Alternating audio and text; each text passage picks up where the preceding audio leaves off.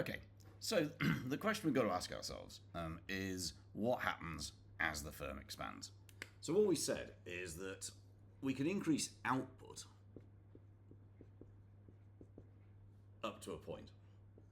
There's my short and average cost curve. There's a marginal cost curve. Yeah, I'm not that interested in that one just a moment. Yeah, and we said that that goes with a particular capacity. That's a small firm, and there's really a limit to how much it can produce, which is about that much.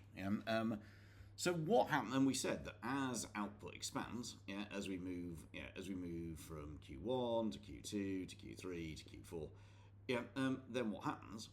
Is that the firm's costs start to get pushed up. C1, C2, C3, and so on. So there's going to come a point where the firm wants to expand.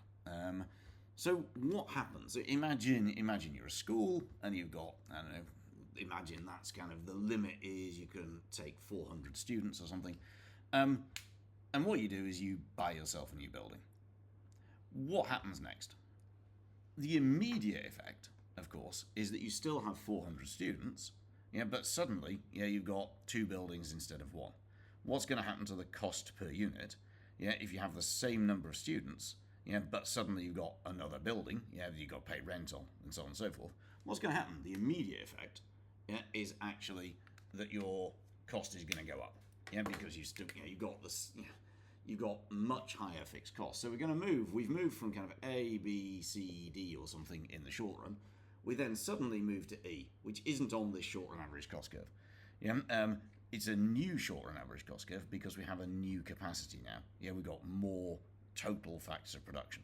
The capacity of the new school is much higher than the capacity of the old one.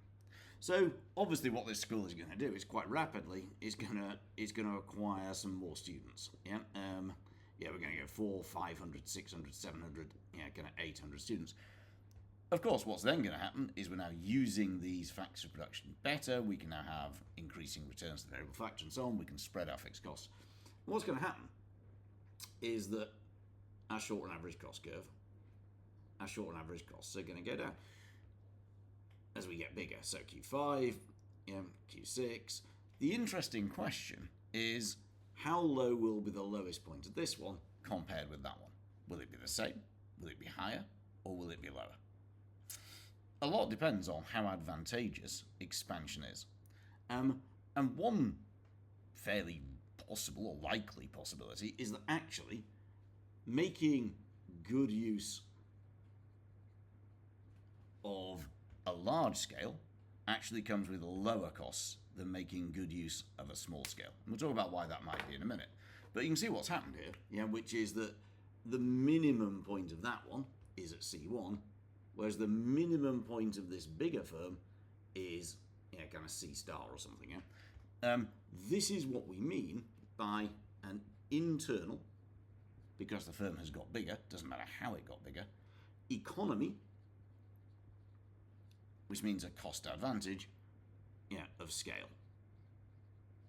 An internal economy of scale, which is a reduction in average cost, unit costs, as a result of an increase in capacity. Obviously, as we saw, plus using that capacity. There's no point in having this big capacity if you don't use it, because then your costs are up at a very high level. So you expand, use that capacity, your unit costs are going to come down.